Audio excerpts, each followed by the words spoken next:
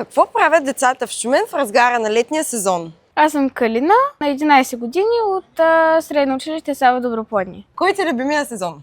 Лятото. А какво обичаш най-много да правиш през лятото? Да излизам с приятели, да се виждаме и да играем. Липсва ли ти училището? Да се каже да.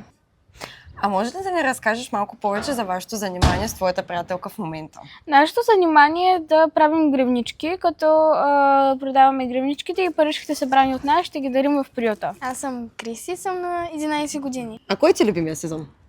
Лятото. Защо лятото ти е любимия сезон?